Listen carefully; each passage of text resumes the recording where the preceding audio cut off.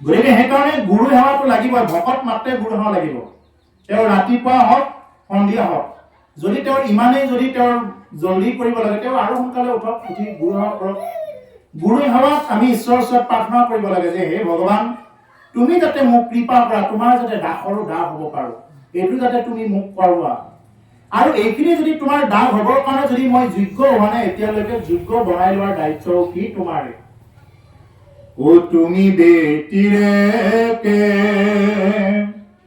নাহি বন্ধু আন, যি মোৰ চিন্তা কৰ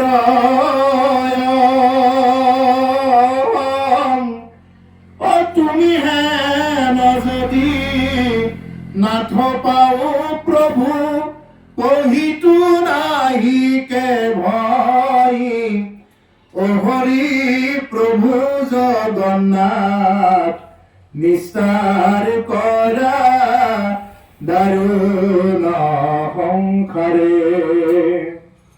এই বুলি ঈশ্বৰৰ ওচৰত সদায় প্ৰাৰ্থনা কৰিব লাগে। তুমি বেটিৰকে কোনো বন্ধু আছে যি মোৰ চিন্তা কৰে? তোমাৰ বাহিৰে এনেকুৱা মোৰ কোন বন্ধু আছে যিয়ে মোৰ কাৰণে চিন্তা কৰে?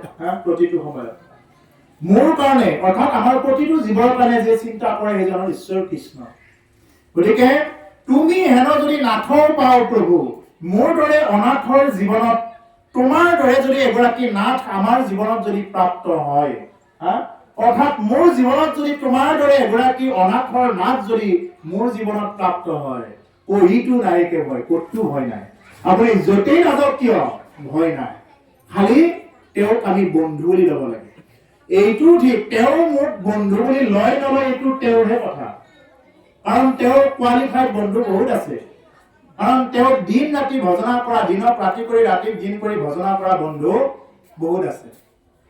কৈছে যে তোমাৰ যাতে মই কি কৰিব পাৰো, বন্ধু হ'ব পাৰো, বন্ধু হ'বৰ কাৰণে মই যোগ্য নহ'ব পাৰো, তুমি যাতে এইটো কি কৰা, তুমি যাতে সেইটো মোক কৃপা কৰা। তোমাৰ বন্ধু হ'বৰ কাৰণে যাতে তুমি সেইখিনি কৃপা কৰা। তুমি কৃপা নকৰিলে আৰু কোনো কথা নাই।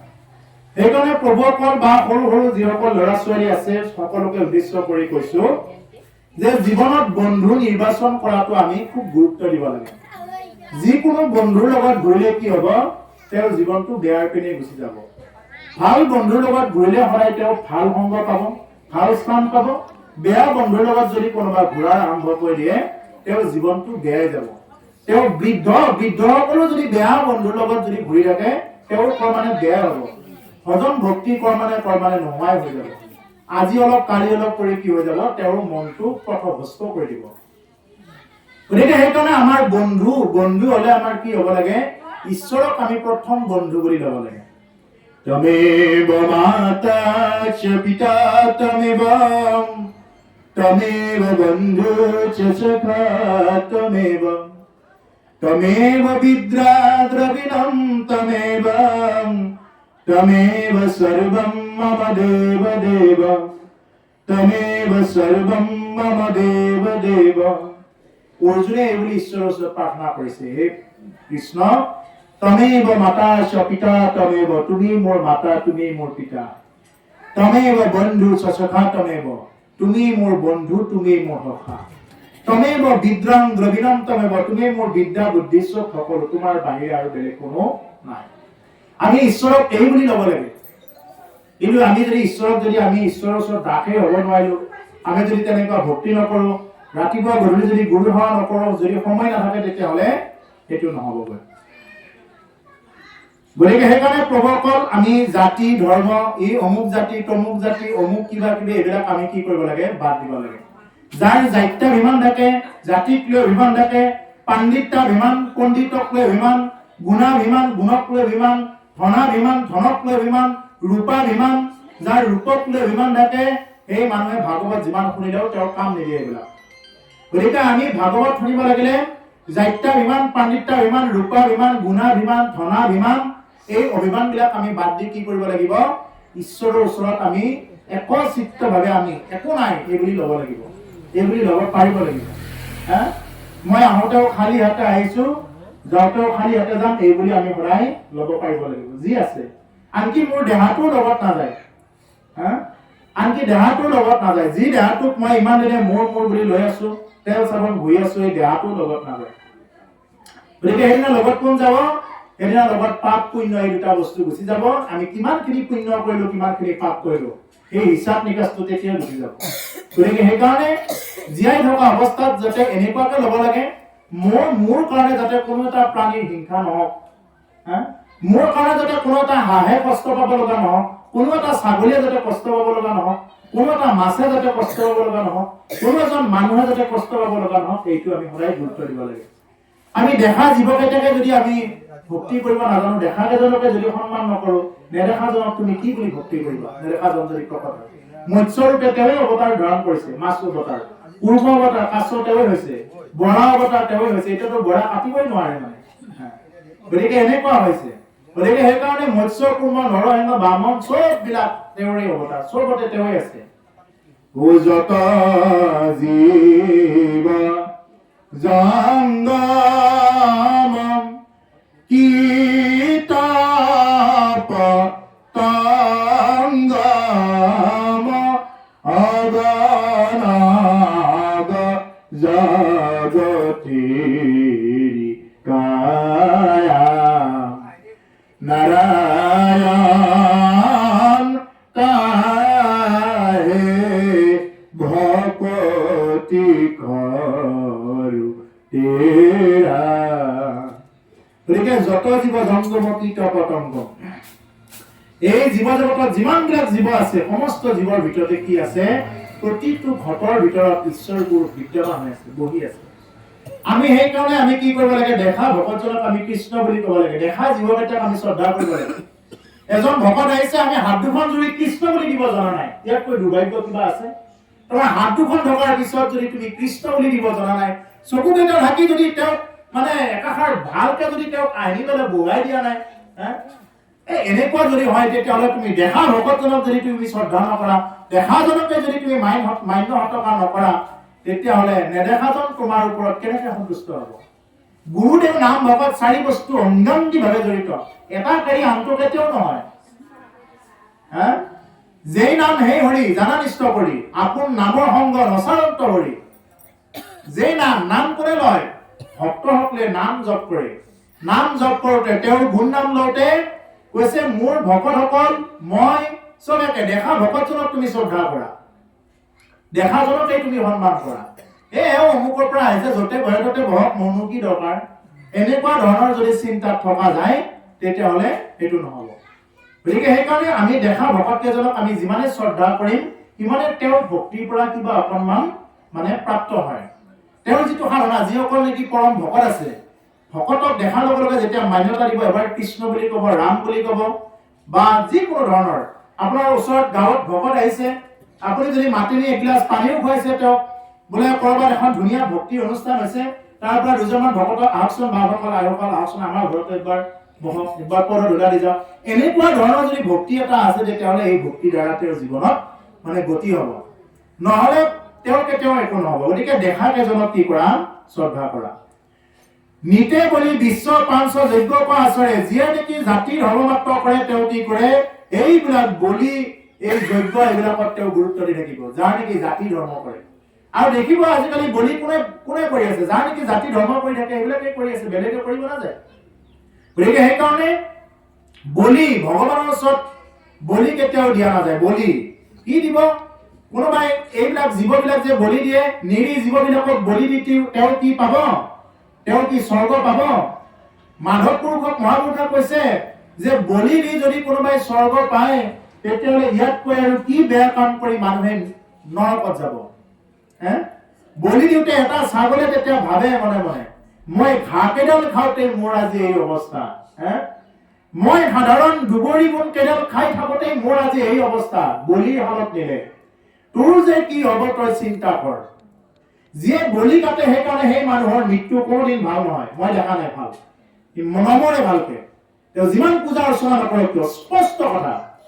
স্পষ্ট কথা, মই কেতিয়াও লুকাই নকওঁ, যিমানলৈ বলি আছে হ'ব পাৰিব। বলি দিলে কাক বলি দিছে? যিগৰাকী দেৱী, যা দেৱী সৰ্বভূতেষু মাতৃৰূপেণ সংস্থিতা, নমস্তেস্য নমো নমঃ। যি যদি দেৱী সমস্ত জগতৰ জননী, সেই যদি দেৱীৰ প্ৰতিভা বলি খায়, বলি মানে হল ত্যাগ। কি ত্যাগ কৰা?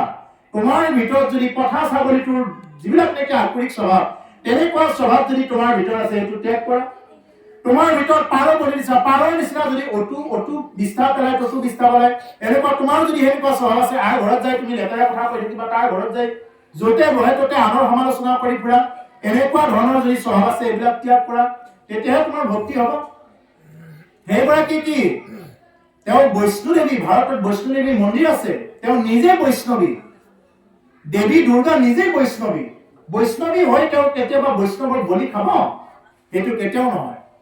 গতিকে সেইকাৰণে বৈষ্ণৱেভ্যো নমো নমঃ বুলি কয়। বৈষ্ণৱেভ্যো মন্ত্ৰই আছে এইটো।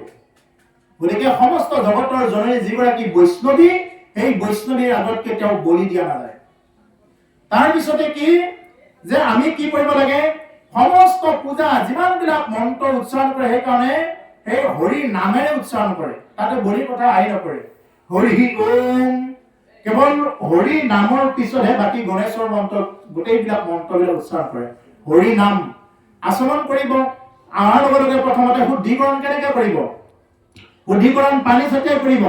ওম পবিত্ৰ হওঁ পবিত্ৰ বা সৰ্বাৱস্থান ঘটু পিবা স্মৰে পুণ্ডৰীকাক্ষং বাৰ্ভাভ্যন্তৰং শুচিহি। এইবুলি কি কৰিব? পানী মাৰি দিব। দিয়ে নে নিদিয়ে? প্ৰথম আহোঁতেই পানী মাৰি দিয়ে। এইটো তাৰমানে কি কৰে? ওম পবিত্ৰ হওঁ পবিত্ৰ বা, তুমি অপবিত্ৰই হোৱা বা পবিত্ৰই হোৱা, সৰ্বাৱস্থান ঘটু পিবা, তুমি যি অৱস্থাতে নাথাকা কিয়, স্মৰে পুণ্ডৰীকাক্ষ, তুমি পুণ্ডৰীকাক্ষ প্ৰভু ভগৱন্ত কৃষ্ণক স্মৰণ কৰা, বাৰ্ভাভ্যন্তৰং শুচিহি, তেতিয়াহে তুমি বাহিৰে ভিতৰে গুচি হবা। নহলে তোমাক পানী মাৰি কোনোবাই হুচি কৰিব পাৰে? পানী মাৰি হুচি কৰে?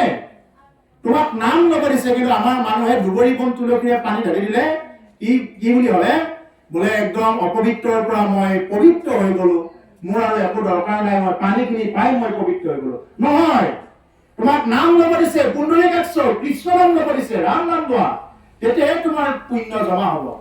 নহলে তুমি এনে পানীখিনি লৈ তুমি যদি ভাবা মই পুণ্য হৈ গলো, এইবিলাক চব মিছা। সেইকাৰণে সমস্ত পূজা বেদ বিধিৰ মন্ত্ৰ উচ্চাৰণ প্ৰথম এইটো, এই মন্ত্ৰখিনি মাতে প্ৰথম। কিয় মাতে? হৰি নাম নোলোৱাকে, হৰি নাম উচ্চাৰণ নকৰাকে কোনো বেদ বিধি যজ্ঞ পূৰ্ণাংগ নহয়। তুমি দেৱী দুৰ্গাৰ ওচৰত প্ৰাৰ্থনা কৰিব পাৰা, তেতিয়া ভক্তি সন্তুষ্ট হ'ব। দুৰ্গাৰ ওচৰত ক'ব লাগিব বোলে, হে দেৱী তুমি যাতে মোক কৃপা কৰা, যাতে কৃষ্ণক পাবৰ কাৰণে। এই কাত্যায়নী ব্ৰত পালন কৰিছিলে, দশম স্কন্ধত আছে। কৃষ্ণক পাবৰ কাৰণে কাত্যায়নী ব্ৰত পালন কৰিছিলে ব্ৰজাংগনা গোপীসকলে। আৰু আই ভৱানী কাত্যায়নী কি কৰিছে? ব্ৰজাংগনা গোপীসকলক কৃষ্ণক পোৱাই দিছে। দিছে নে নাই? কৃষ্ণক পোৱাই দিছে। তেওঁ নিজে কেতিয়াও মই ঈশ্বৰ, ময়ে ৰক্ষা কৰিম বুলি তেওঁ কেতিয়াও নকৰে। এটা আত্মাক কেতিয়াও কি কৰিব নোৱাৰে? বৈকুণ্ঠত তেওঁলোকে স্থান নিদিয়ে। কি কৰিব? শক্তি দিব পাৰে, বিভিন্ন প্ৰকাৰৰ কিবা কিবি দিব পাৰে, কিন্তু তেওঁক মুক্তি দিব নোৱাৰে। আমালোকে লক্ষ্য কৰিব, এই ৰাৱণৰ ওপৰত কোনো সন্তুষ্ট নাই, চব সন্তুষ্ট আছে। গ্ৰহ, শনি গ্ৰহক যদি কৈ দিয়ে, এই শনি তই বেয়া জেগাত আছে, এইফালে আহ বুলি ক'লে এইফালে আহি যায়। মংগল, ৰাহু, কেতু এইবিলাকতো ৰাৱণৰ ভৰিৰ তলত নাচি থাকে। ব্ৰহ্মাই আহি বেদ পাঠ কৰিব লাগে, ব্ৰহ্মাই আহোঁতে যদি অকণমান দেৰি হয়, ব্ৰহ্মাক গালি পাৰে ৰাৱণে। মহাদেৱ শিৱই আহি কি কৰিব লাগে? নিজে তাত মানে প্ৰসাদ দিব লাগে, প্ৰসাদ ল'ব লাগে শিৱই আহি। শিৱ নিজে পূজা ল'ব লাগিব, নহলে নহব। এনেকুৱা বধ কৰিব পাৰিছিল ৰাৱণে। চব সন্তুষ্ট আছে, অসন্তুষ্ট কোন? ৰাম অসন্তুষ্ট। যিজনৰ ওপৰত সমস্ত দেৱ দেৱী দেৱতা সমস্ত সন্তুষ্ট, ৰাম অসন্তুষ্ট। সেইকাৰণে ৰাৱণৰ ইমানখিনি থকাৰ পিছত তেওঁ মৰিব লগা হ'ল। কিয়? তেওঁৰ ওপৰতো গ্ৰহ নক্ষত্ৰ চব আছিলে। এতিয়া আজি আমাৰ মানুহে গ্ৰহৰ পূজা কৰি তত পোৱা নাই, এটা গ্ৰহৰ আঙঠি বিধি তত পোৱা নাই, মাদলি তাবিজ কিবা কিবি এইবিলাক কৰি তত পোৱা নাই। কিয়? হৰি নামৰ ওপৰত বিশ্বাস নাই। সেইকাৰণে কওঁ, হৰি নাম এবাৰ লৈ চাওক, ৰাম নাম কৃষ্ণ নাম উঠাই বহাই খুৱাই প্ৰতিটো সময়ত জপ কৰিব। হৰি নাম জপ কৰিলে কোনোবা যদি অপশক্তিয়ে আপোনাক মোক যদি কোনোবাই যদি অপশক্তিয়ে মাৰণ বশীকৰণ মোহিনী কিবা কিবি যদি বিভিন্ন প্ৰকাৰৰ কৰিব চায়, উল্টাকে তেওঁ ফচিব। যদি কোনোবাই ভকতৰ ওপৰত যদি কোনোবাই এইবিলাক প্ৰয়োগ কৰিব চায়, স্পষ্ট কথা, কোনো কাৰণত তেওঁ নোৱাৰে। যদি তেওঁ ৰাম নাম জপ কৰে, ৰাম নাম জপ কৰিলে কৈছে বিঘ্নিৰ মুণ্ডত ভৰি দিয়া হৰি গুণ গাই নাচে। বিঘ্নিৰ মূৰত ভৰি থৈ হৰি গুণ গাই নাচিব পাৰে কোনে? ভকতে নাচিব পাৰে। বিঘিনি মূৰত থৈ ভৰি থৈ নাচিব পাৰে। আৰু অভকত যদি হয় তেওঁ কিন্তু জাপ তাবিজ ল'বই লাগিব, মাদুলি ল'বই লাগিব, নল'লে উপায় নাই। তেওঁ কবিৰাজৰ ঘৰলৈ দৌৰি থাকিব লাগিব, নগ'লেও উপায় নাই। কাৰণ কিয়? তেওঁ ভকত নহয়, তেওঁ নাম জপ কৰা নাই, নামৰ ওপৰত তেওঁ বিশ্বাস নাই কাৰণে তেওঁ সেইবিলাকত দৌৰি থাকিব লাগিব। মই এনে ক'ব লাগে কাৰণে কোৱা নাই, প্ৰেক্টিকেলৰ পৰা কৈছো। জীৱনত নাম অভ্যাস কৰি যাওক। জীৱনত যিমানবিলাক বাধা বিঘিনি আছে, সমস্ত বাধা বিঘিনিবিলাক আঁতৰ কৰি দিব পৰা শক্তি কেৱল নামৰ আছে, নাম। গতিকে সেইকাৰণে হৰি নাম জপ কৰি আমি আগবাঢ়িব লাগে, অন্য কোনো ধৰণৰ বেলেগত গুৰুত্ব দিব নালাগে। এটাই জানিব, ৰাৱণৰ যেনেকুৱা দশা হৈছে, সমস্ত দেৱ দেৱী সন্তুষ্ট, ঈশ্বৰ সন্তুষ্ট নাই। আমাৰ জীৱনত আমি সমস্ত দেৱ দেৱীক সন্তুষ্ট কৰিলোৱেই যেনিবা, কিন্তু যদি ঈশ্বৰ সন্তুষ্ট নহয়, এইবিলাক কোনো ধৰণৰ কাম নাই। আজিকালি মানুহে ভূতক বিশ্বাস কৰে। মই আলোচনাত শুনো কিছুমান মানুহে ৰাতি 1-2 বজাত ভূতৰ সাধনা কৰিব যায়, তন্ত্ৰ সাধনা। মানুহৰ খোলা লৈ, লাও খোলা লৈ, এতিয়া এই বহাগৰ দিন আহিছে নহয়, এতিয়া কিছুমান যাব, এটা পূজা আহি আছে, তেতিয়া বেছিকে যাব। মই নামকেইটা নকওঁ, এইকেইটা বেছিকে যাব। এতিয়া মানুহৰ খোলা লৈ তেওঁলোকে পূজা কৰিব, সাধনা কৰিব। গীতাত কি হৈছে? যিয়ে ভূতক পূজা কৰে তেওঁ ভূতেই জুনি হ'ব যায়, তেওঁ ঈশ্বৰক নাপাব। প্ৰেতক পূজা কৰিলে প্ৰেতেই হ'ব। আৰু যদি কোনোবাই ঈশ্বৰক ভজনা কৰে তেওঁ ঈশ্বৰৰ স্থানেই পাব। গতিকে আমি বিচাৰ কৰিব লাগে যে আমি কাক ভজিলে আমাৰ জীৱন সাৰ্থক হ'ব, আৰু বাকী বিলাকক ভজিলে কি হ'ব? পুনৰুক্তি জনমম পুনৰুক্তি মৰণম পুনৰুক্তি জননী যথৰে শয়নম। পুনৰবাৰ জনম, পুনৰবাৰ মৰণ, পুনৰবাৰ জননীৰ জঠৰাগ্নিত প্ৰৱেশ কৰিব লগা হ'ব। যদি কোনোবাই কি নকৰে, এই জনমতেই যদি কোনোবাই ভক্তি কৰি যদি কোনোবাই জীৱনটো সাৰ্থক কৰিব নোৱাৰে। আৰু এদিন কোনোবাই এনেকুৱাকে যে ভাগৱত কথা ক'ব আৰু এদিন শুনিম, এইবিলাক আশা বাদেই দিয়ক। কালি বা জীয়াই থাকোতে নাথাকো এইবিলাক বাদেই দিয়ক। আৰু এদিন জন্ম পাম চেঙা পথাৰত, তেনেকুৱাকে আৰু এদিন ভক্তি কৰিম, নাম ধৰিম, এই আশা বাদেই দিয়ক। কলি এতিয়া 5000 বছৰ পাৰহে হৈছে, এতিয়া এই দশা। এতিয়াই যে কিমান কি হৈ আছে, একদম কিমান যে কি হৈ আছে কলি। প্ৰথম আৰম্ভণি এতিয়া 4,32,000 বছৰ কলি আয়ু। এতিয়াতো 32,000 হ'ব নাপাতে, বহুতেতো কলকীয়া পথাৰ বনাই পেলালে। আৰু এতিয়া সেইটো বেলেগ কথা, সেইটো চেপ্টাৰ বেলেগ। 4,32,000 বছৰ কলি আয়ু। 4,32,000 বছৰ হ'ব নাপাওঁতে একসময় কলকি ঘোষণা কৰি দিলে। বাৰু সেইটো চেপ্টাৰত কোনোবাই সুধিব খুজিলে শেষত কম। এতিয়া কথা হ'ল 4,32,000 বছৰ, এতিয়া 5,000 বছৰ গৈছে মাত্ৰ। এতিয়াই কলিৰ এই প্ৰভাৱ। ইয়াৰ পিছত যে কি হ'ব কৈছে নহয়, ভাগৱতৰ শেষত কৈছে, শস্য টুটিব, মৎস্য টুটিব, জ্ঞানৰ প্ৰতি এফালৰ পৰা টুটি আহিব। আগতে কি হৈছিল? আগতে এনে কোমোৰা এডাল হৈ গৈছিলে ঘৰৰ পিছফালে, আজিকালি হয়নে? নহয়। গুটি আনি ৰুই দিলেও মানে নহয়গৈ, লাষ্টত হাই বগাই কিবা অকণমান ৰৈ যায়। আগতে ভোল জিকা এনেই হৈছিলে, মানুহে হাই নিদিলে মাটিতেই লাগি আছিলে। আজিকালি নহয়। কিয়? এইবিলাক মানে প্ৰভাৱ, কলিৰ প্ৰভাৱ। নহব। ইয়াৰ পিছত দেখিব যিমান ঔষধ দিলেও, যিমান সাৰ প্ৰয়োগ কৰিলেও একোৱেই নহবগৈ। এদিন মানুহে খাব নাপায়, এক মুঠা সোণা ল ভাই, মোক এক মুঠা চাউল দি মই আজি লঘন কৰিলো, এইবুলি যদি কয় কোনোবাই, এক মুঠা সোণৰ বদলা এক মুঠা চাউল নাপাব, এনেকুৱা এটা দিন আহিব। গতিকে সেইকাৰণে আমি কি কৰিব লাগে যে এই সময়খিনিতে যদি আমি ভক্তি কৰি ল'ব নোৱাৰো, এই সময়খিনিতে যদি আমি এই কলিযুগৰ আৰম্ভণিৰ সময়খিনিতে যদি আমি কৃষ্ণ নাম, ৰাম নাম লৈ আমি যদি জীৱনটো ধন্য কৰিব নোৱাৰো, আৰু যে এদিন কোনোবাই বুজাব আহিব, আৰু এদিন কোনোবাই ক'ব মোক ভক্তিৰ কথা, কোনোবাই ক'ব আশাটো বাদেই দিয়ক বুলি ক'ব। এইবিলাক আশা বাদেই দিয়ক। এটা সময় এনেকুৱা আহিব যিসকল সাধু সন্ত থাকিব, আজিৰ দৰে ভাগৱত অনুষ্ঠান আৰু ক'ব নাহে, আৰু তাৰ মাজত কোনোবা এজন দুজনেহে কি কৰিব পাৰিব, তেওঁৰ সেই বৈকুণ্ঠ ধামৰ প্ৰাপ্ত হ'ব পাৰিব বা ঈশ্বৰক প্ৰাপ্ত হ'ব পাৰিব। তাৰ বাহিৰত আৰু অন্য চব জীৱ নৰকলৈ গমন কৰিব। সত্যযুগত কি ক'লে? সত্যযুগে ক'লে ব্ৰহ্মা বোলে, পিতা মই চব বিলাকক মই মানে স্বৰ্গত স্থান দিম, মই চব বিলাকক স্থান দিম, এটাকো নৰকত স্থান নিদিওঁ। তেতাত ক'লে মোৰ ডাঙৰ ভাইয়ে যিটো কৰিব সেইটোৱে কৰিম, ময়ো সেনেকৈ কৰিম। কিন্তু দাপৰত ক'লে আধা স্বৰ্গত আধা নৰকত। আৰু কলিৰ যুগে ক'লে ডাঙৰজনে যিটো কৰিব মই তাৰ ওলোটাটো কৰি দিম।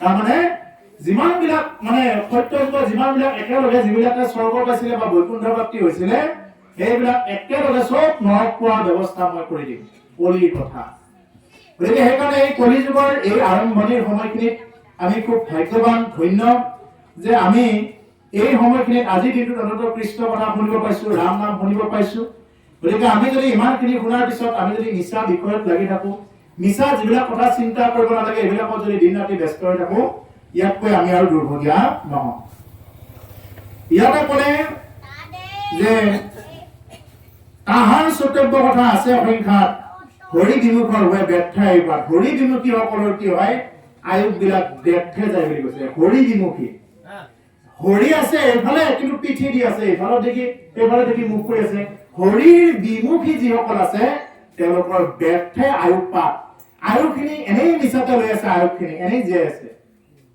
তাৰ সমান তেওঁ যদি খাবৰ কাৰণে জীয়াই আছে তেওঁ বাঘ সিংহ হলেও বেছিকে খাব পাৰিলেহেঁতেন মানুহ কিমানো খায় তেওঁ যিমানেই টকা নাথাকক কিমান খায় প্ৰয়োজনতকৈ বেছিকে খালেই তেওঁৰ বেমাৰ হৈ যাব কিমান খায় কিমান খাব বেছি খাব নোৱাৰে কিয় খাব নোৱাৰে মানুহ খোৱাৰ কাৰণে জন্ম হোৱা নাই এই বিষয় সম্বন্ধ সুখ সমস্ত জুনিতে পায় হৰি সেৱা একোঠানে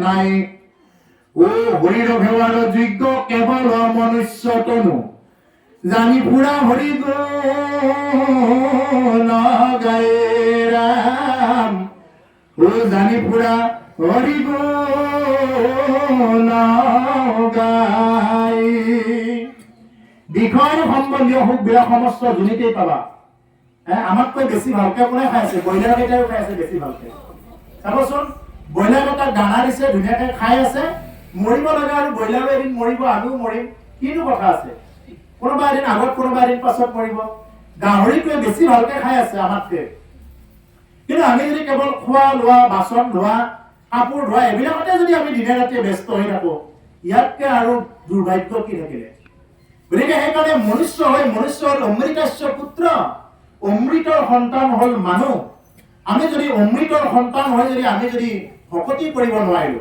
তেতিয়াহ'লে কি হ'ব আমাৰ এইবিলাক চব কি যাব বৃথাতে গুচি যাব আমি যদি মনুষ্য হৰি পাই যদি আমি ভক্তি কৰিব গতিকে মনুষ্য হৰি পাই আমি ভক্তি কৰিব লাগিব ভকতিবিহীন জীৱন এটা আমাৰ কি হৈ যাব এনেই বৃথাতে গুচি যাব তাতকে গাহৰি কিবা কিবি এইবিলাকে খুব ধুনীয়াকৈ খাই আছে চাব মানুহে কিবা অকণমান খালে নে গেষ্ট্ৰিকৰ টেবলেট খাব লগা হ'ল কিবা অকণমান খাবহে লাগে বেছিকে প্ৰেছাৰৰ টেবলেট খাব লাগিব আজিকালি মানুহৰ টকা আছে কিন্তু খাব নোৱাৰে টকা আছে কিন্তু মিঠাই এটা দিলে নাখাও কৰা বহুত আছে চাহত এতিয়া চাহ বনাব যাওঁতে মানে খবৰ ল'ব লাগে চেনি খাব নে চেনি খাব হয়নে নহয় মছলা খাব নে নাই মানে খবৰ কৰিব লগা হয় কিয় আগৰ দিনত এনেকুৱা নাছিলে আগতে যোনে যি দিছিলে তাকে খাইছিলে এতিয়া যে এইবিলাক হৈ আছে কিয় এইবিলাক হ'ল মানুহৰ মানে যিমান টকা থাকিলে এইবিলাক বস্তু প্ৰয়োজনতকৈ অধিককে তেওঁ খাব নোৱাৰে নহলে কি হৈ যাব এইটো বেমাৰ হৈ যাব হিতে বিপৰীত হৈ যাব সেইকাৰণে মানুহৰ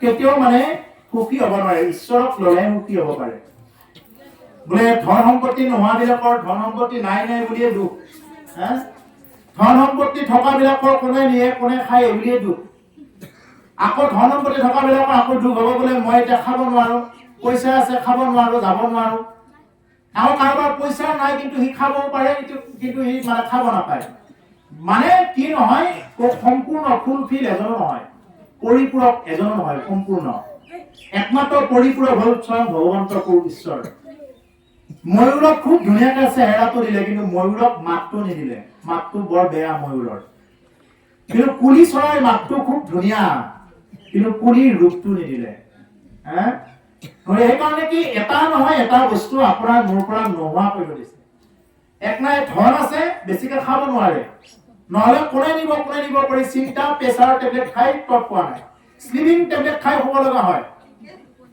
টোপনি নাহে তুমি দামী বিচনাখনহে কিনি ল'লা টোপনিটো ক'ৰ পৰা কিনিবা টোপনিটো কিনিব নোৱাৰা গতিকে ঠিক তেনেকুৱা গতিকে সেইকাৰণে এনেকৈ খাওঁতে যায় স্লিপিং টেবলেট খাই 0.5ৰ পৰা বাঢ়াই যাওঁতে আৰু পইণ্টবিলাক বাঢ়ি গৈ পিছত যায় কিডনি লিভাৰত আহি পৰি যাব গতিকে সেইকাৰণে আমি এইবিলাক বস্তু সমস্ত জীৱনত কি আমি কি কৰিব লাগে সন্তোষম পৰম সুখম সন্তোষেই পৰম সুখ অসন্তোষীয়া মানুহৰ কোনোদিন সুখ নাই আমি জীৱনত যি পাইছো ইয়াক লৈ আমি সন্তুষ্ট থাকিব লাগে।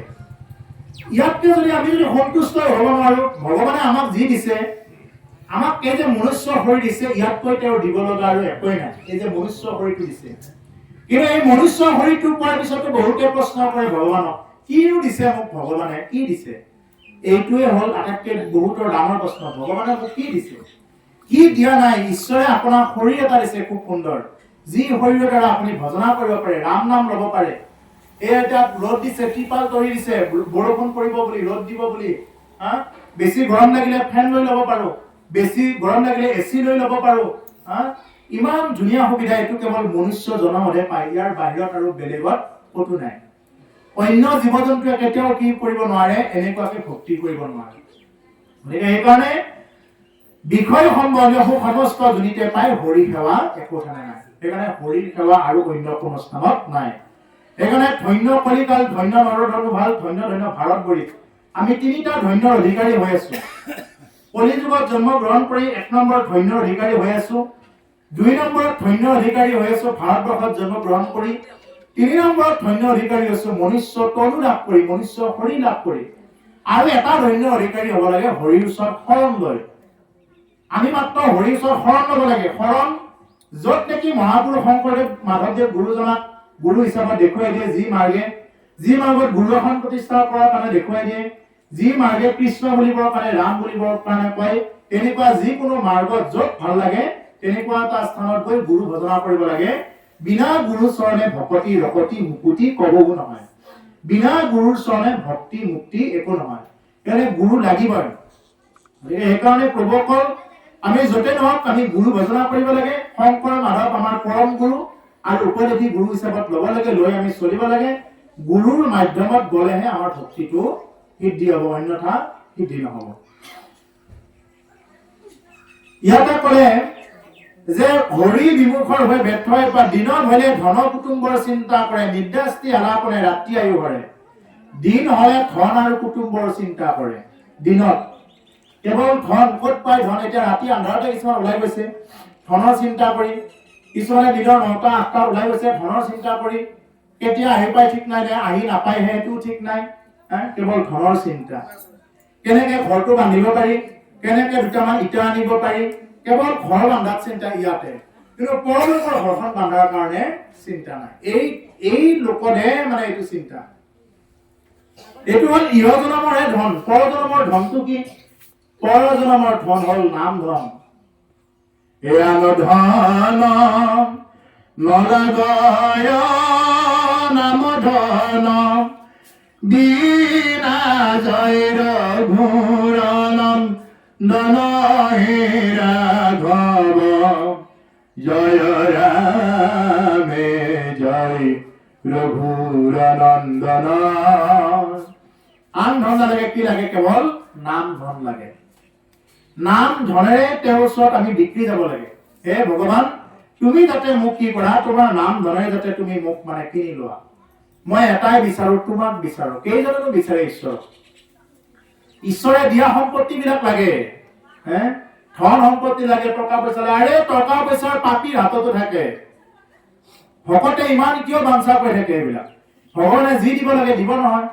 যেনেকুৱাকে মই নিবিচাৰিলেও পেটৰ বেমাৰ হয়, মূৰৰ বিষ হয়, ভৰিৰ বিষ, গাঁঠিৰ বিষ হয়, কঁকালৰ বিষ হয়, কোনোবাই বিচাৰে নেকি?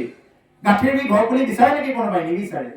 নিবিচাৰিলেও যেনেকুৱাকে গাঁঠিৰ বিষ, কঁকালৰ বিষ হয়, ঠিক তেনেকুৱাকে আপুনি মই নিবিচাৰিলেও যদি জীৱনত যদি প্ৰাপ্ত হ'ব লগা আছে কিবা, এনেই প্ৰাপ্ত হ'ব, খুজিব নালাগে। প্ৰভু ধনং দেহি, বিদ্যাং দেহি, পুত্ৰং দেহি, মনোৰমা ভাৰ্যাং দেহি, কেৱল দিয়ক আৰু দিয়ক বুলি আমি নাইটোৰ ওপৰতে গৈ থাকো ঈশ্বৰক। সেনেকুৱা ভক্তি কৰা নাযায়। আমি ঈশ্বৰৰ ওচৰত ভক্তি কৰিব লাগে যে হে ভগৱান, যাতে তোমাৰ হৈ যাতে চলিব পাৰো আৰু তোমাক যাতে দৰ্শন পাওঁ, মোক তোমাকহে লাগে, এই বুলি যাতে আমি ভক্তি কৰিব পাৰো। এইটো যদি ভক্তি নাহে তেতিয়াহ'লে জীৱনত মানে বাকী বস্তুবিলাকেৰে নহ'ব। এতিয়াতো বহুত বহুত পাপী মানুহ এনেকুৱা আছে, ডাঙৰ ডাঙৰ চাকৰি কৰে, হাই লেভেলৰ পুৰা চাকৰি কৰি কি কৰিছে? ভোজ খাই ধৰা পৰিছে। ইমান টকা পায় আৰু নুকুলাই, আৰু ধৰা পৰিছে। কিয় নুকুলাই? মানসিকতা কি হৈ গৈছে? তাৰমানে কি, যিমান হলেও মানুহক নুকুলাই। যদি মানে ইন্দ্ৰৰ যদি ভঁৰালো পাই যায়, কুবেৰৰ ভঁৰালো পাই যায়, তথাপি মানুহক নুকুলাই।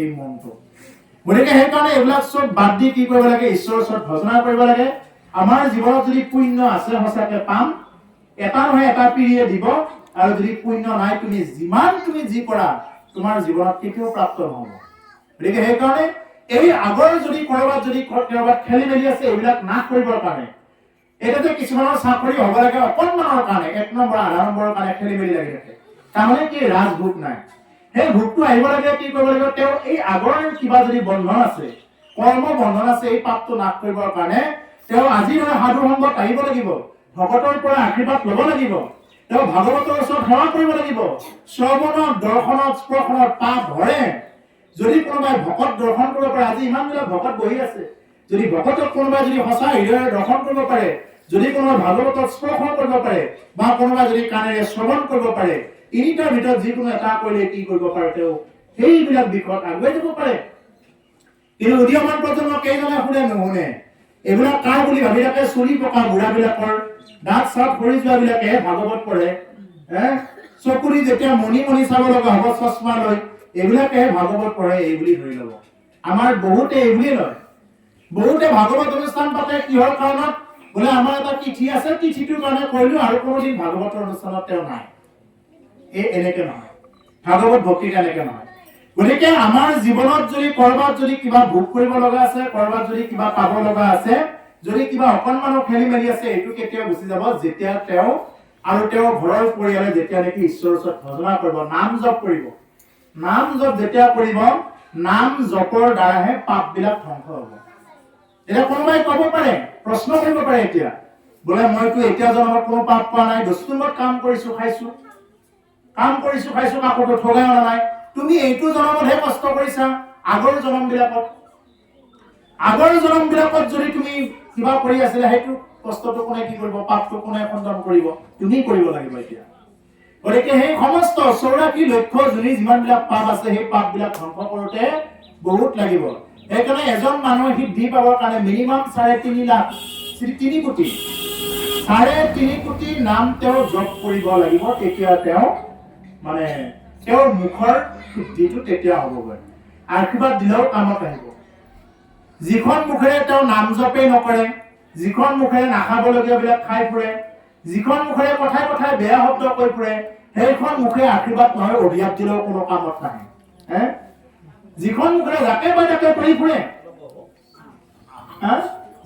যাকে বা তাকে কৈ ফুৰিছে একদম মানে কথা আৰু লাভ বান নাই বিভিন্ন প্ৰকাৰৰ কথাই কথাই এটা বেয়া শব্দ আৰু জীৱ হত্যা কৰি মুখেৰে খাই আছে সেইখন মুখেৰে আশীৰ্বাদ নহয় অভিশাপ দিলেও কোনো ধৰণৰ কামত নাই আশীৰ্বাদ দিব কোনবিলাকে পাৰে যিবিলাকে নেকি নাম ধাৰণা কৰে হৰি নামত ৰঙি থাকে ৰাম নাম কৃষ্ণ নাম যিসকলে লয় তেওঁলোকে সেই নামৰ মাধ্যমত যদি আশীৰ্বাদ দিয়ে সেই আশীৰ্বাদে তেওঁৰ জীৱনত কাম দিয়ে সেইকাৰণে ভগৱানৰ ওচৰত আমি এইবিলাক বহুত কিবা কিবি প্ৰাৰ্থনা কৰি থাকিব নালাগে ইটো দিয়ক কৰি আমি তেওঁকে বিচাৰিব লাগে এটা বোলে দিনৰ হলে ধন কুটুম্বৰ চিন্তা কৰে নিদ্ৰাস্তি আলাপনে ৰাতিৰ আয়ু হৰে এটা দিনৰ হলে ধনৰ চিন্তা কৰো আৰু এটা বোলে কুটুম্বৰ চিন্তা আলহী বোলে মই আলহী চিন্তা বোলে আমাৰ মাকৰ ঘৰৰ আলহী কেইজন আহি আছে বোলে দেউতাকৰ ঘৰৰ আলহী কেইজন আহি আছে কেৱল আলহীৰ চিন্তা যিসকলে কৰি থাকিব আৰু এদিন মোক এই কথাটো কওঁতে এজনে মোক প্ৰশ্ন কৰিলে তেওঁ বোলে কোনো আলহী নাই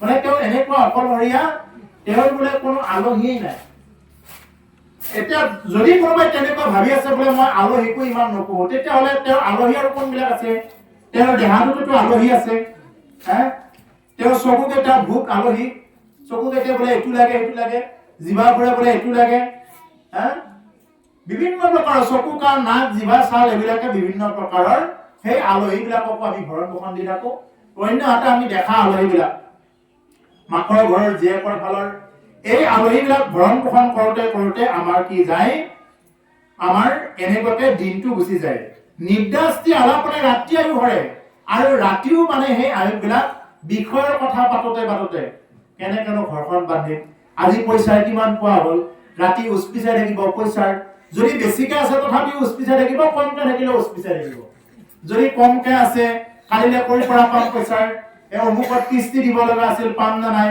তেনেকুৱাকৈ টোপনি নাহিব আৰু যদি খুব বেছিকে পইচা থাকে তেতিয়াহ'লে সেই পিনৰ টোপনি নাহিব স্লিপিং টেবলেট খাই থাকিব লগা হ'ব, সেইপিনে আৰু দিগদাৰ হ'ব। কোনোবা একাউণ্টত বা কি হৈ যায় খেলি মেলি, অমুকত থৈছো নে কোনোবাই পায়হে, এইবিলাক চিন্তা কৰোঁতে কৰোঁতে তেওঁৰ জনমটো কি হৈ যায়, বৃথাতে গুচি যায়। ধন সোণ কিবা কিবি চিন্তা কৰি থাকোঁতে থাকোঁতে। সেইকাৰণে কৈছে মিছা বিষয়ক মাত্ৰ কৰে অভিলাষ, কেৱল মিছা বিষয়ক অভিলাষ কৰে, এইটো কেৱল সপোন। এতিয়া আমি যিমান বিলাক দেখি আছো শুনি আছো এই চব বিলাক হ'ল সপোন। সঁচা কোন? কেৱল হ'ল হৰি। এই হৰিকে কেৱল সঞ্চা মাত্ৰ, অ ৰাম ৰাম ৰাম ৰাম ৰাম কান্ত বিনে মিছা যত কি শুনি মানে। হৰি কেৱল সঁচা, তাৰ বাহিৰে আমি যিমানবিলাক দেখি আছো শুনি আছো এই চব মিছা। কোনোবাই বোলে বিৰাট দামী বিল্ডিং বান্ধিলে, কোনোবাই বোলে একদম ভাঙা চিঙা ঘৰত আছে, কোনোবাই বোলে বিৰাট দামী কাপোৰ কিনিছে, কোনোবাই বোলে দেখাত অমুক বহুত ভাল, কোনোবাই বোলে দেখাত বহুত বেয়া, কোনোবাই বোলে বহুত উচ্চ লেভেলৰ কাম কৰে, নিম্ন লেভেলৰ, চব মিছা এইবিলাক। ইয়াৰ এটা এই কাহিনী একে শেষৰ পিনে দিছে, এইটো শেষৰ পিনে দিছে, এই এজন মুনিৰ কাহিনীৰে দিছে শেষৰ পিনে। আৰু সুদামাৰ কাহিনী এটা আছে। সুদামা কি এবাৰ ভগৱান পুৰুষৰ এটা দ্বাৰকাপুৰলৈ গুচি গ'ল। দ্বাৰকালৈ যাওঁতে সুদামাই গা ধুব গ'ল। যেতিয়া গা ধুব গ'ল তেতিয়া ভগৱানক পটকে সুধি পালে, বোলে ভগৱান কৃষ্ণ তোমাৰ বোলে হেৰি আছে, মায়াটো বৰ বেলেগ বোলে, বহুতে কৈ থাকে মায়াৰ কথা, মই এই মায়াৰ কথাখিনি মানে অকণমান যদি তুমি মোক কোৱা হয়, গা ধুব যাওঁতে দুয়ো আলোচনা কৰি গৈ আছে। ভগৱান কৃষ্ণই ক'লে সুদামা তুমি আগতে গাটো ধুই লোৱা, তাৰপিছত মই যাওঁতে এইখিনি কথা কৈ যাম, তুমি আগতে গাটো ধুই লোৱা। সুদামাই ডুব দিলে। ডুব দিয়াৰ লগে লগে দেখিলে যে তেওঁ মানে এজন ৰজাই কি কৰিছে, তেওঁৰ একমাত্ৰ কন্যাগৰাকীৰ কি কৰিছে, স্বয়ম্বৰ পাতিছে। আৰু এই স্বয়ম্বৰত সুদামাক দেখা পোৱাৰ লগে লগে সুদামাক লৈ গ'ল, সুদামাৰ ডিঙিতে বৰমালা পিন্ধাই দিলে আৰু সুদামাৰ লগত তেনেকুৱাকে সেই নাৰীগৰাকীৰ লগত সংসাৰ কৰাই দিলে। সুদামাৰ তিনিটাকে ল'ৰা ছোৱালীও জন্ম পালে, বহুত দিন থাকিল, বুঢ়াই হৈ গ'ল। তাতে এটা নিয়ম আছে, পতিদা প্ৰথা। আগতে যেনেকুৱাকে আমাৰ এইবিলাকতো আছিলে এটা পতিদা প্ৰথা, মানে গিৰিয়েক মৰিলে ঘৈণীয়েকৰ সেইখন চিতাত জাপ দিছিলে। এই ঠিক সেইখন হেৰিত আছিলে, মানে সুদামা য'ত ডুব দি গ'ল সেইখন দেশত আছিলে কি, এইটো হ'ল পতিদা প্ৰথা। মানে ঘৈণীয়েকজনী মৰি গ'ল, এতিয়া সুদামাক কি কৰিলে, বান্ধি ধৰি কি কৰিছে, সুদামাক জ্বলাই দিব। এতিয়া সুদামাক একদম বান্ধি চিতাখনত ধৰি জ্বলাই দিব লৈ গৈছে চবে। তেতিয়া সুদামাৰ মনত পৰিল কৃষ্ণলে, এই কৃষ্ণ ৰক্ষা কৰা বুলি কৃষ্ণৰ হাতখন ওপৰলৈ তুলি পেলাই কৃষ্ণক এনেকে মানে স্মৰণ কৰিলে। আৰু কৃষ্ণই কি কৰিলে, এই হাতখনত ধৰি সুদামাক আকৌ এনেকে টানি আনিলে। আৰু ভগৱানে ক'লে, সুদামা আজি দেখোন ডুবটো তুমি বহুত দীঘল কৰি দিলা, ইমান দীঘল ডুব দিছা তুমি পানীত, এয়া হ'ল মায়া, এয়া হ'ল ঈশ্বৰৰ চব মায়া। সুদামা ইমান দিন থাকিল, বিয়া হ'ল, চলি পলি জন্ম পালে, ইমান দিন সংসাৰ কৰিলে, তাৰ পিছতো মানে সুদামা কৃষ্ণলৈ মনত পৰিল। একবাৰ হাতখন এনেকে দাঙি পেলাই কৃষ্ণ বুলি ক'লে, আকৌ কৃষ্ণই হাতখনত ধৰি দাঙি দিলে। আৰু তেতিয়াও সুদামাই গম পালে যে বিষ্ণুৰ মায়া কি বস্তু। সেইকাৰণে প্ৰভুসকল আমি ইয়াত যিমানবিলাক আছো, এইবিলাক যিবিলাক দেখা পাই আছো, সেইকাৰণে এইবিলাক চব মায়া। হৰিকে কেৱল সঞ্চা মাত্ৰ, কান্ত বিনে মিছা যত দেখা শুনা মানে। তাৰ বাহিৰে তুমি যিমানবিলাক দেখি আছা, যিমানবিলাক শুনি আছা, চব মায়া, এইবিলাক কাম নাই, তুমি লৈ যাব নোৱাৰা, একো লৈ যাব নোৱাৰা। এই দেহাৰ মূল্য নাই, পুৰা দিলে হইবে চাই, প্রাণবায়ু সারিয়া যাইবে,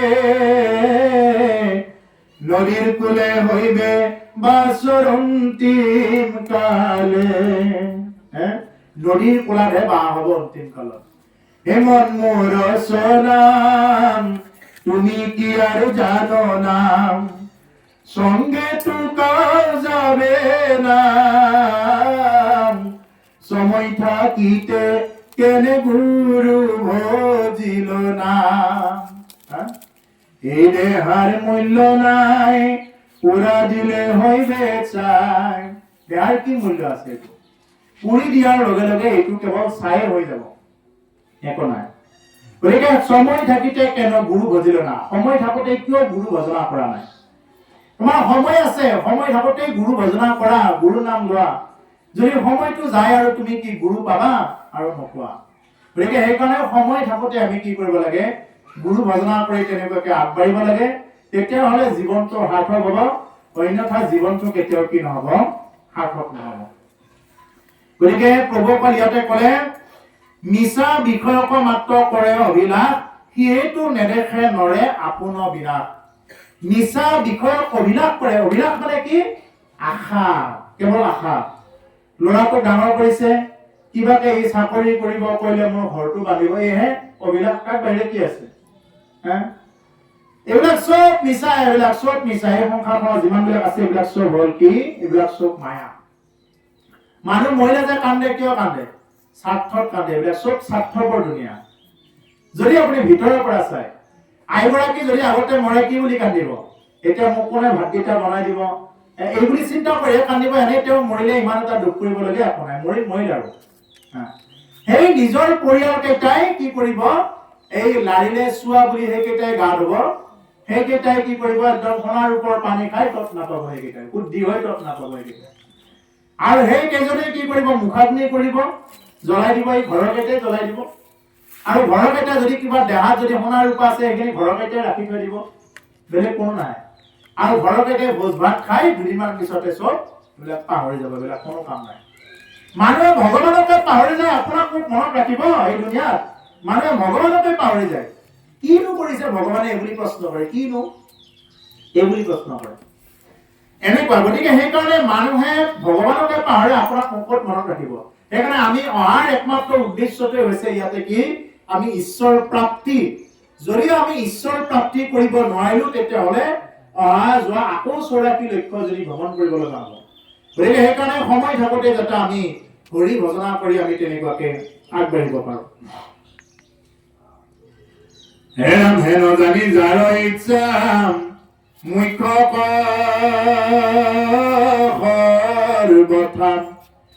পৰীক্ষিত তেৱে শুনি উক কৃষ্ণ কথা, বিবেচিত কৃষ্ণ গুণ নাম কীৰ্তনত, ও কৃষ্ণ লেখে পাদ পদ্ম স্মৰিবে মনত। হেন জানি যাৰ ইচ্ছা মুখ্য সৰ্বদা, হেন জানি কি কৰা? যাৰ নেকি মুক্তিৰ ইচ্ছা আছে, মুকুতিৰ যাৰ ইচ্ছা আছে, কি কৰা? পৰীক্ষিত তেৱে শুনি উক কৃষ্ণ কথা। পৰীক্ষিতৰ লগতে আমাকো কি কৰিব দিছে? ভাগৱত কথা শুনিব দিছে। যদি মুক্তিৰ ইচ্ছা আছে, মুক্তিৰ যদি বাঞ্ছা আছে, এনে একান্ত ভকতেতো মুক্তিও বাঞ্ছা নকৰে। কিন্তু ভক্তিৰ প্ৰথম ষ্টেপত মানুহে মুক্তি বাঞ্ছা কৰি ভক্তি কৰে, কিবা এটা পোৱাৰ মানসেৰে ভক্তি কৰে। প্ৰথমতে ভক্তি কৰিব, বিভিন্ন দেৱ দেৱীৰ ওচৰত ভক্তি কৰিব। তাৰপিছত লাহে লাহে যেতিয়া দেৱ দেৱী তেওঁৰ ওপৰত সন্তুষ্ট হ'ব, সেইদিনাহে তেওঁ ভকত হ'ব পাৰিব। যিদিনা তেওঁৰ ওপৰত দেৱাদিদেৱ মহাদেৱ সন্তুষ্ট হ'ব, তেওঁ ভকত হ'ব পাৰিব, ৰাম নাম জপ কৰিব পাৰিব।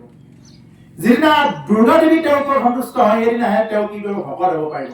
অন্যথা তেওঁ ভকত হ'ব নোৱাৰে কোনো কাৰণত। কাৰণ দুৰ্গা দেৱী নিজেই বৈষ্ণৱী, স্বয়ং মহাদেৱ শিৱ নিজেই বৈষ্ণৱ, প্ৰথমজন বৈষ্ণৱ। মহাদেৱ শিৱই কি? তেওঁ কি নাম জপ কৰে? ৰাম নাম জপ কৰে। সেইকাৰণে তেওঁৰ আন এটা নাম কি? ৰামেশ্বৰম। ৰামকে ঈশ্বৰ বুলি মানে কাৰণে ৰামেশ্বৰম শিৱ। আৰু সেইজন শিৱৰ নামৰ আজিকালি কি? ভাং খাই ভূটা খাই তত নাই। শিৱ তেনেকুৱা নহয়। শিৱৰ নিজৰ ভক্তখিনিয়ে তেনেকুৱা উলট পালট কৰি দিছে। দেৱাদিদেৱ মহাদেৱ শিৱ এজনেই মাত্ৰ, তেওঁ কি? বৈষ্ণৱ। তেওঁ কি কৰে? এটা মাত্ৰ যদি কোনোবাই ধতুৰাৰ গুটি এটা আৰু বেলপাত এটা নি যদি পূজা কৰে, তেতিয়াই সন্তুষ্ট। সেইজন হ'ল শিৱ। তেওঁৰ ওচৰত যদি কোনোবাই যদি তেনেকুৱাকে ভাং খাই ভূটা খাই পূজা কৰে, শিৱই বিষ কেতিয়া খাইছিলে? যেতিয়া সৃষ্টিত হাহাকাৰ লাগিছিলে, তেতিয়াহে বিষ খাইছিলে। শিৱই নিজে পাৰ্বতীক কি বুলি কৈছে? হে পাৰ্বতী। পাৰ্বতী এদিন ভাত দিওঁতে বহুত দেৰি হ'ল, ভাত দিওঁতে বহুত দেৰি হ'ল। তেতিয়া শিৱই ক'লে, কি কৰি আছা? পাৰ্বতীয়ে ক'লে, মই বিষ্ণুৰ সহস্ৰ নাম জপ কৰি আছো। 1000 নাম জপ কৰি আছে তেওঁ। পাৰ্বতীয়ে 1000 নাম জপ কৰে। তেতিয়া শিৱই ক'লে, হে পাৰ্বতী, তোমাক মই আজি এটা মন্ত্ৰ দিওঁ, এই মন্ত্ৰটো জপ কৰা। তুমি ইমান সময় নালাগে, তেতিয়া তুমি কেৱল ৰাম নাম জপ কৰা।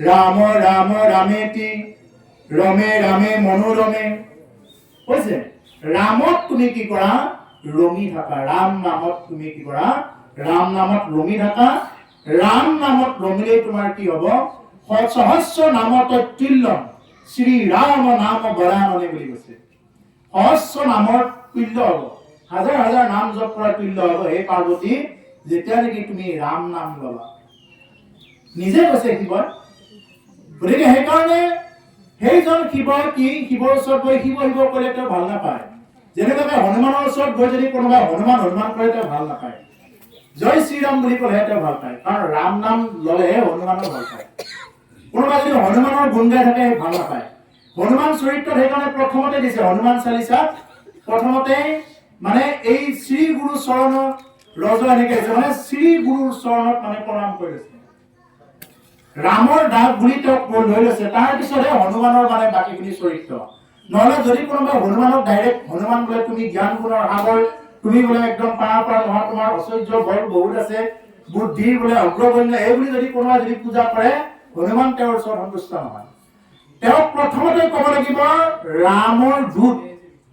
ৰামৰ দূত বুলি চিনাকি দিব লাগিব তেতিয়াহে হনুমানে ভাল পায় শিৱই তেতিয়া ভাল পায় যেতিয়া নেকি কোনোবাই ৰাম বুলি কয় তেতিয়াহে শিৱই ভাল পায় হে পাৰ্বতী কোনোবাই যদি ৰ বুলি কয় ৰাম বুলি ক'ব বুলি মই ভাবো ৰ শব্দ উচ্চাৰণ কৰোঁতে কোনোবাই মোৰ প্ৰভুৰ নাম উচ্চাৰণ কৰিব বুলি মই ভাবো এই বুলি পাৰ্বতীক কৈছে গতিকে সেইকাৰণে সেইজন দেৱাদিদেৱ মহাদেৱ শিৱৰ এতিয়া যে কিছুমান যে গীত উলিয়াই দিছে একদম গাঞ্জা খাই মুগ্ধ হৈ নাচে ভোলানাথ এইবিলাক কি গাঞ্জা খোৱা মুগ্ধ হোৱা এইবিলাক কি এইবিলাক গীত এইবিলাকৰ কোনো ধৰণৰ অৰ্থ নাই অকল শিৱই গাঞ্জা খাই কিবা খাই এইবিলাক কৰি নাথাকে শিৱই কি কৰে অনবৰত তেওঁ নাম জপ কৰে সেইকাৰণে শিৱৰ নিচিনা বৈষ্ণৱ হ'বৰ কাৰণে আমি নোৱাৰিম সেইকাৰণে বিষ্ণু বৈষ্ণৱৰ কথা মানে পাতকৰ স্কন্ধ ছেদ কৰে বুলি কৈছে যদি কোনোবাই বৈষ্ণৱৰ কথা যদি কয় শিৱ হ'ল ঈশ্বৰৰ প্ৰথমজন বৈষ্ণৱ সেইকাৰণে শিৱ কৃষ্ণৰ বিৰোধী নহয় মানে শিৱ আৰু কৃষ্ণ যদি দুইটা অভেদ দৃষ্টি আছে সেইটো এটা কি হৈ যায় অপৰাধ লাগি যায় এইটো কীৰ্তনতে কৈছে অপৰাধ হৈ যায় শিৱৰ ইমান ধুনীয়া শ্লোক আছে কিন্তু সেইবিলাক আমি কোনো কি নকৰো সেইবিলাকত গুৰুত্ব নাই যিসকলে পূজা কৰে নকৰাবিলাকৰ কথা বেলেগ যিসকলে কৰে তেওঁলোকে শিৱৰ এইবিলাক তেওঁলোকে এই নামবিলাক নলয় কিয় নলয় ৰাৱণতো লিখি থৈ গৈছে ইমান সুন্দৰকৈ যতাস্তবি গলজ্জল প্ৰবাহ পাবিতস্থলে গলে বলম বলম বিতম ভুজংগ তুঙ্গ মালিকং দমদ্দমদ্দমদ্দমন্নিনাদবদ্দমাৰ্বয়ম সকাৰ চন্দ্ৰদম দবন্দনতুনা শিৱ শিৱম ইমান সুন্দৰ কৰিছে স্তোত্ৰবিলাক মাতা তেতিয়া বুজি লোৱা এই কথাবিলাকত কি কৈছে যতাপতাহ সম্ভ্ৰমণ ভ্ৰমণ নিলিম্ব নিৰ্ঝৰি বিলুলৰি শিৱল্লৰি বিৰাজমুদ্ৰমূৰ্ধনি এইবিলাক গোৱা কৰ্পূৰ গৌৰম কৰোণাৱতাৰম গোৱা তেতিয়াহে তোমাক শিৱই সন্তুষ্ট হ'ব নহলে তুমি যদি তাতে ভাং খাই গোটা খাই থাকা তেতিয়াহ'লে কি নকৰিব এইবিলাক শিৱই উল্টাকৈ তোমাৰ ওপৰত দুহাই আচৰণ কৰিব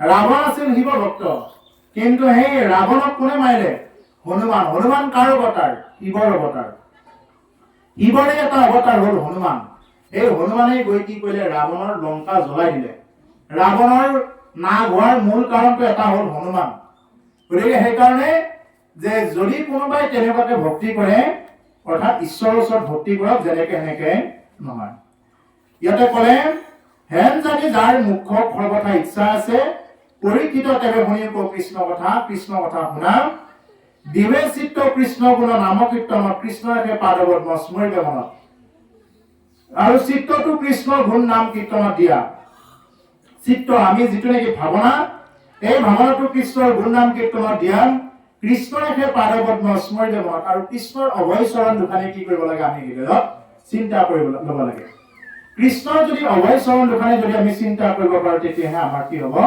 জীৱনত গতি হ'ব নাৰায়ণ স্মৰণে খেম পৰম মংগলম এই মানে জীৱনৰ জন্মৰ সাফল অন্তকালে হৰি স্মৰে যিটো ভাগ্যৱন্ত